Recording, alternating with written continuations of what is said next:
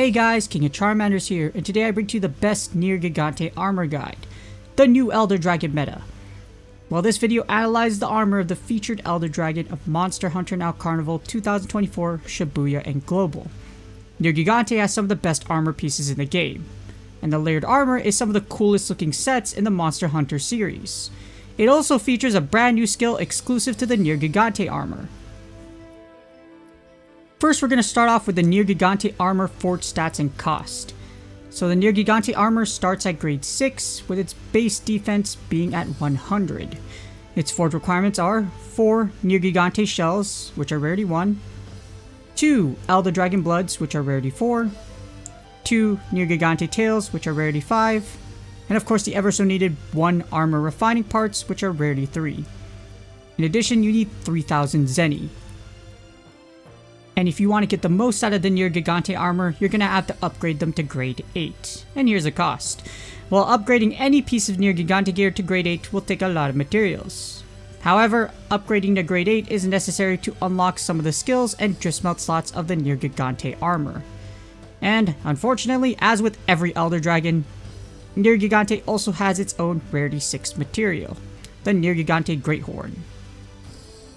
And now we move on to the data for the Nergigante analysis, equipment skills, and effects for its armor, starting off with the helmet.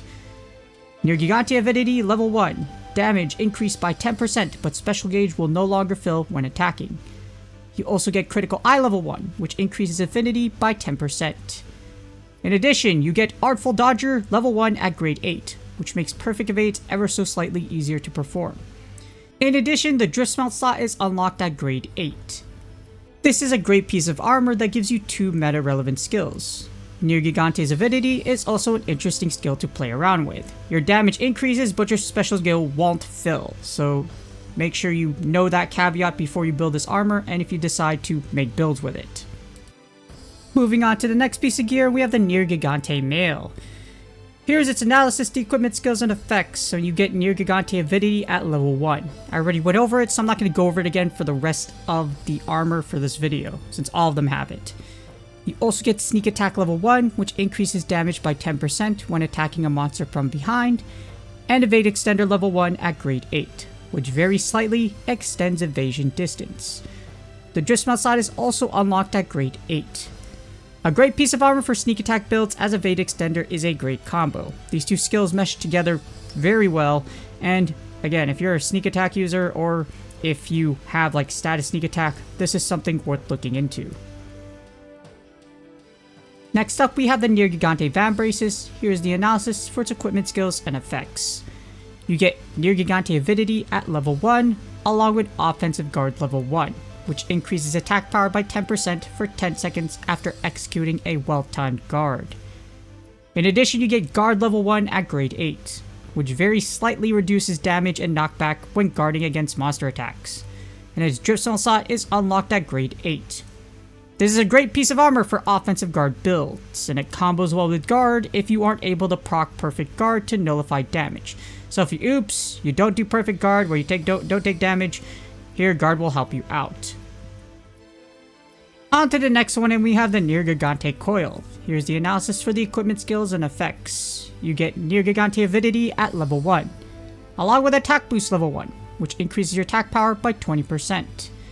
In addition, you get Part Breaker level 1 at grade 8, which increases part damage accumulated on breakable parts by 5%, with your drift smelt slot unlocking at grade 8. This is a great piece of armor for part break builds. Attack boost isn't the best, you have better skills like burst, etc., but it still pairs well with a... And last but not least, we have the Nergigante Greaves. Here's the analysis for his equipment skills and effects. You have Nergigante avidity at level 1, and reload speed level 1, which slightly reduces reload time for bowguns, and recoil down level 1 at grade 8, which slightly reduces bowgun recoil. And the drift smelt slot is unlocked at grade 8. This is arguably the best piece of armor for this set because this gives bowgun users much more flexibility with their builds. Before this, it was just a Puke Coil. Well, now you have the Greaves, so now you could with the Greaves slots and you have a lot more flexibility with your bowguns. Definitely, if you are a bowgun main, this is worth looking into. God, Levatine!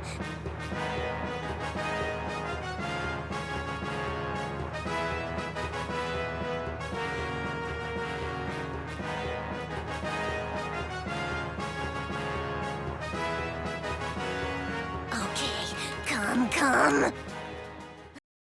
If it was only like that for the actual Monster Hunter Now Carnival Shibuya event. Some people sat around and tried to interact, but you only have 9 hours, grind. And that's exactly what most people did. They grinded.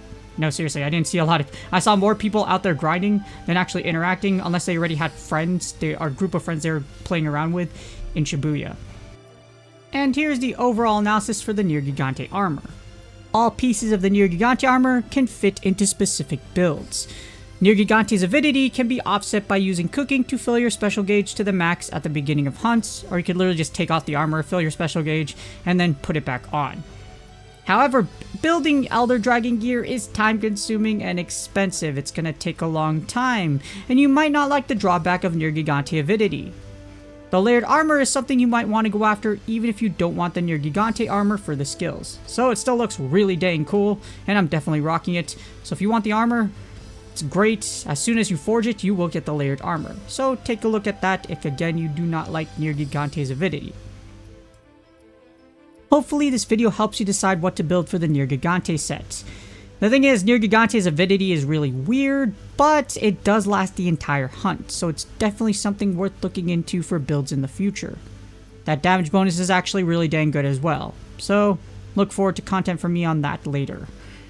Nergigante will also be available outside of paid ticketed events in the future, so it will reach Elder Dragon interception points at one given point without having you buying a paid ticket in some future event sometime or some time period, etc. Because 3 Elder Dragons being on the field would be really annoying, so they're probably going to release it for an event or something of that sort. Again, for everybody, you don't have to pay money to do it. With that being said, please do me a huge favor, like, subscribe, and comment for the YouTube algorithm. Hopefully you are excited to build your Nergigante armor. I've already built mine. It's my layered one because it looks awesome. Good luck on your grinds, and I will see y'all on the next video.